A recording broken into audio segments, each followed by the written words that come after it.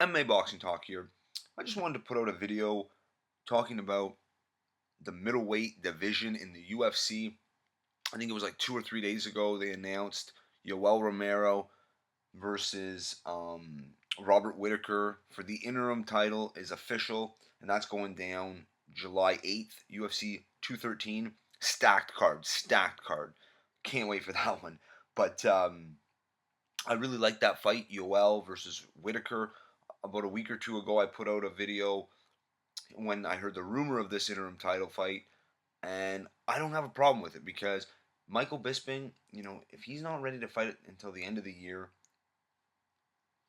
I don't mind this because then we know exactly who Bisping's going to fight next. And in my opinion, I mean, you get a great fight for the fans, and that decides who Bisping fights next, not just not Joe Silva, but Sean Shelby doesn't just decide this now.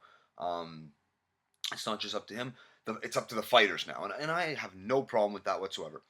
Anyway, I really like that fight. I think, I gotta say I'm leaning towards Whitaker in that fight, but obviously it can go either way. That's a 50-50 fight, no doubt. It's crazy the age. There's like 14 years in difference in age. Whitaker's 26. Yoel Romero is going to be 40 by then.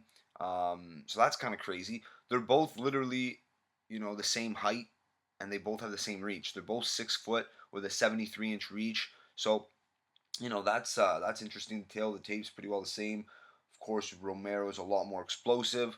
Um, I think Robert Whitaker has better boxing, of course, and he's more precise.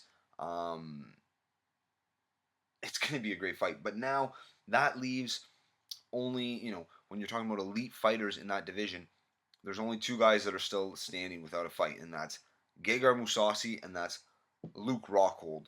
And they're going to fight. They have to fight next. It only makes sense because they know they're not getting the next title shot.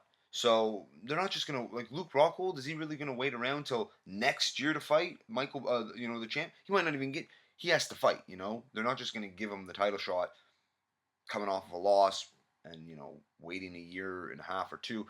Doesn't make any sense. Gegard Mousasi called out Luke Rockhold. He wants to fight Luke Rockhold, and not too many guys call out Luke Rockhold. Let's be honest. I don't think anyone has in the UFC in the last few years, anyway. But it's interesting because Gegard was on UFC on Fox with Michael Bisping, and they were kind of going back and forth, chirping each other. But at the end, they showed respect for each other. But I want to see that fight, Gegard versus Luke Rockhold, and the winner of that gets the next title shot. You know what I mean? After the interim champion gets their crack at Bisping. But finally, it's nice to see GSP is out of the way. Now he's not supposed to be getting a middleweight title shot. Dana White came out and said that, he wants GSP is going to eventually, when he fights, is going to be for the welterweight title, which is way better. You can't mess up a division that you never fought in. Even in your prime, you never wanted to fight at middleweight. So this way, we get the elite guys. You get this interim title fight, Yoel versus Whitaker. I love that matchup. And then the other two, there's only real four elite guys with Bisping, but without Bisping, not counting Bisping, the contenders, there's only four. I mean, Jacare is still, elite, but he just got whooped, whooped by Robert Whitaker. So you got Whitaker, Romero, Gegard, Luke Rockhold. Let's have them all fight each other. Bisping's going to defend his title against the interim champ, whether it's Yoel or Whitaker. Whoever ends up, winning those fights should fight the winner of Gegard versus Luke Rockhold. And I know that's not official. Gegard still hasn't signed his contract yet. He wants more money. I think he deserves to be paid like a top guy. He is very talented, of course, not like a Conor McGregor, but he deserves to make 100,000 at least a fight.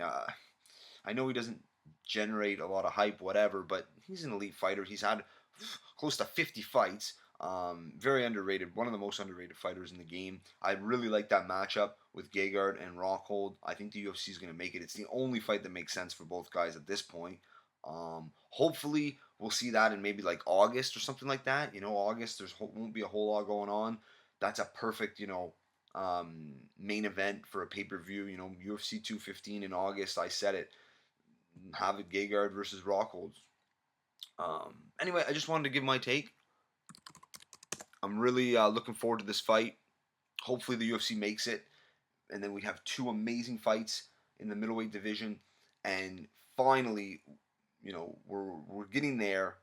We're getting one step closer to having more like consensus, more clarity in the middleweight division, because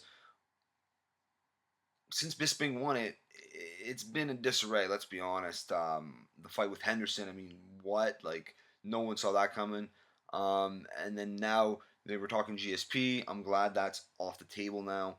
I hope it never resurfaces on the table, because unless Bisping isn't champion, I have no problem GSP Bisping fight if Bisping's not the champ. But anyway, that's enough about that. That's my take. Let me know if you guys want to see Gegard versus Luke Rockhold, and how you see that playing out, and also how do you see Yoel Romero versus Robert Whittaker playing out. Some really, really good fights coming up, so stay tuned. I'll be putting out a prediction video before long on Max Holloway versus Jose Aldo. That's next weekend. Crazy. Next weekend. I can't believe that. My buddy's actually having his first amateur MMA fight.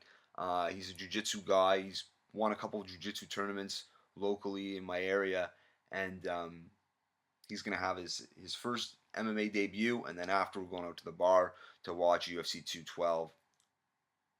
Can't wait for that. But anyway, that's it for this one. If you liked the video, subscribe. Check me out on Twitter at MMA Boxing Talk 1. Peace.